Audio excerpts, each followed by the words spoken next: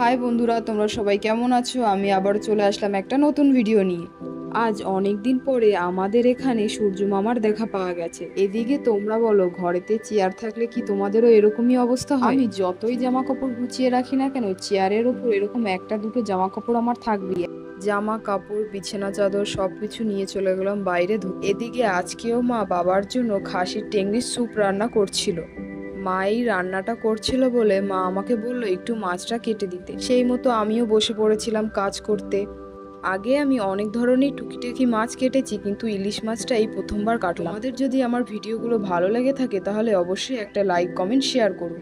আজ দুপুরে স্নান করে তাড়াতাড়ি চলে এসেছিলাম ভাত খেতে।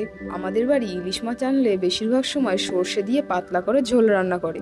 আর তোমরা ইলিশ মাছ কিরকম রান্না করলে ভালো খাও কমেন্টে অবশ্যই জানিও। দুপুরের খাওয়া দাওয়া শেষ করে তাড়াতাড়ি বাইরে গিয়ে জামা কাপড়গুলো সব তুলে নিয়ে আসলাম, কারণ আবারও বৃষ্টি শুরু হয়ে গেছে। বিছানা চাদর বালিশের ওষার পরিয়ে যে কটা জামা শুকিয়েছিল সেগুলো সব আস্তে আস্তে ভাঁজ করে নিলাম। আর বাইরে এত পরিমাণে বৃষ্টি হচ্ছে, কোথাও যে যাব তারও কোনো উপায় ছিল না। এদিকে সন্ধেবেলা কোনো কাজও ছিল না, তাই আর্ট পেপার আর রং নিয়ে বসে পড়লাম কলকা আঁকা প্র্যাকটিস করতে। তারই মধ্যে খুব খিদে পেয়ে গেছিল, আর ঘরেতে একটা প্যাটিস ছিল, সেটাই মা দিল। দুঃখের সঙ্গে সেটা খেয়েই সন্ধ্যের খিদে মেটালাম।